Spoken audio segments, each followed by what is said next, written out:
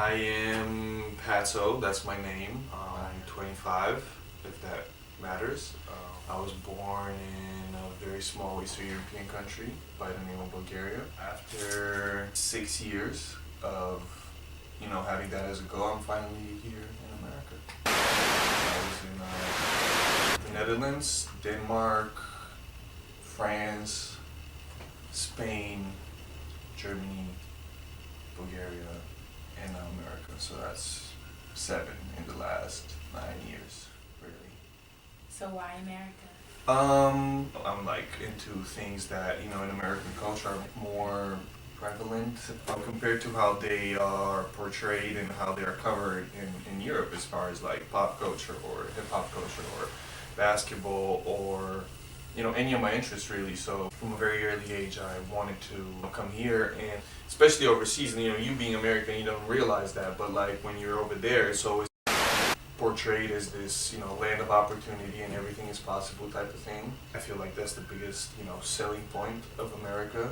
So I always wanted to come here and see, is it really that way? Isn't it how things move here and how those opportunities come about, how people approach that? And it was always just an interest of mine. My dad used to live here, he used to tell me all these things about America, America this, American that, blah, blah, blah, blah. I just happened to start working with like people from America for the most part, namely the NBA, Rhapsody, Brent, people from like many different fields as far as like creativity goes. I used to fuck up with my sleeping patterns as well, because like everyone is 7 hours behind and I'm 7 hours ahead, so like I need to stay up all night to help someone with whatever we're working on. So I was like, yo, it's time to go to America because I can't continue to lose sleep. Not that that was the main reason obviously, but yeah, it's just it was always a dream. It was always a dream. And it's been a funny transition, I would say, in many different ways. Okay. Take a step back and look at this journey you've traveled. Mm-hmm. Recall one of the biggest lessons you've learned from one of those 7 places that prepared you for the moments that you are in now. That's a difficult question, honestly. What's one lesson that you can pinpoint?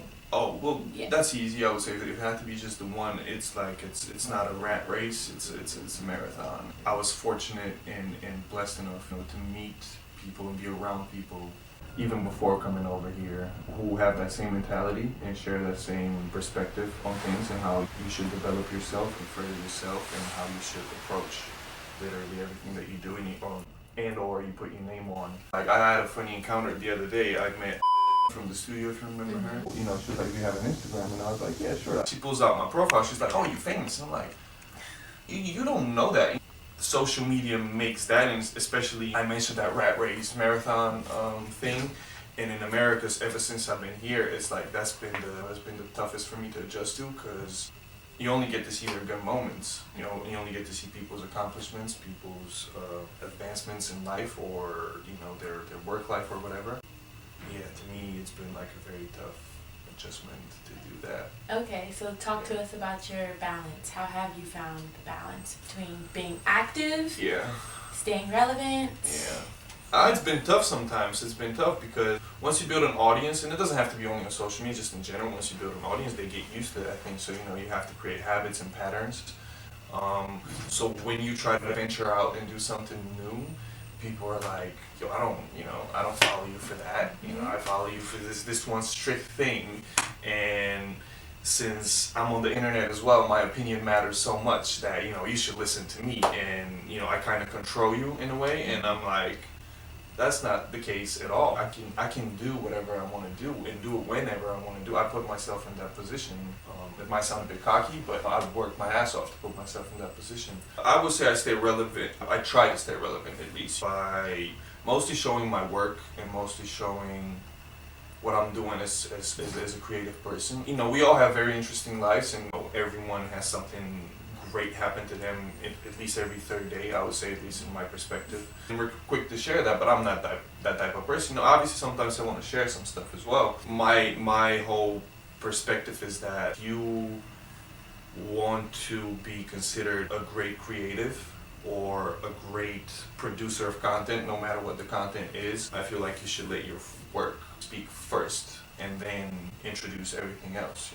And that's what I've been trying to do, to where it's like, I can make the comparison with music, because in music it's not like the thing that's most important right now is not music. It seems like, to me at least, that's my opinion. Not 100%, you know, like if you have great music, you need to have a great brand. Right. Maybe that wasn't always the case, at least in my opinion. Social media. Right, exists exactly, now, so exactly. So I found myself in a bit of a situation of where it's like, yeah, I have, you know, great content, but I want to expand on that, and I'm not just satisfied with just that. Kind of getting lost in my thoughts a little bit, but as I was saying, with music, it used to be the thing used to be just music, and now you need a brand, now you need a vision, now you need live shows, this and that, and the third and the fifth, and I feel like it's the same in every field now.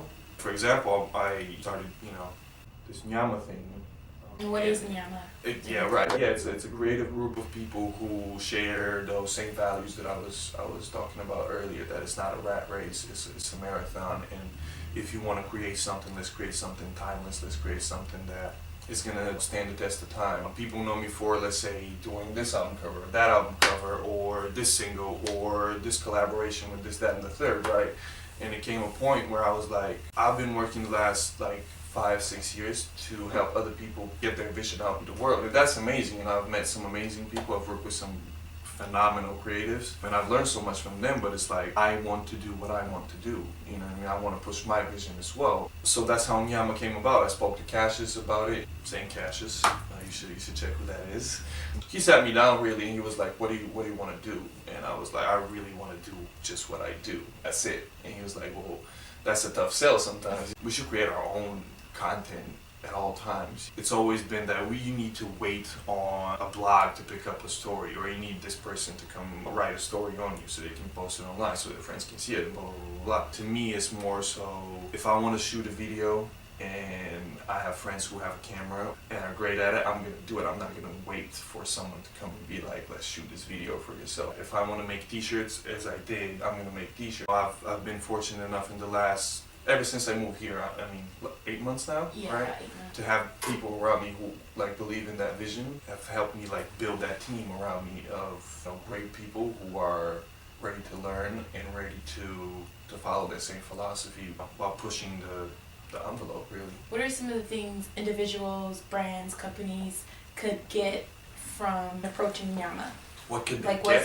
what does NYÁMA provide? Everything, really. That was the whole goal of it. So when we sat down and we thought about what exactly it should be and like what are the moving parts. It's always photography, great visuals, and videography.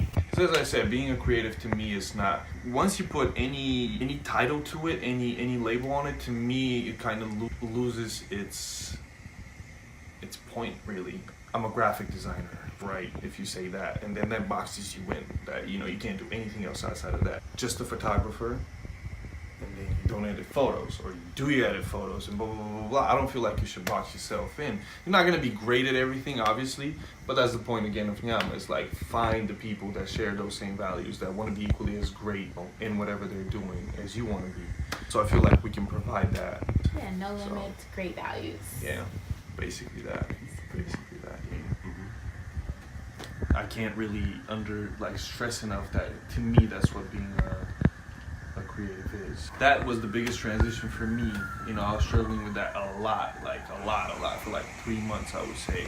Where I come from, or the people that I was around, yeah, being an artist is not like a thing, right? You don't go and be like, I'm an artist. It was more so, it is more so, and it's always been more so of like, oh, this guy is creative, he's artistic. And then other people put that label on you, you know. And when I moved here, it was more so, hello, my name is Janet, and I'm an artist. And it's like, how, what?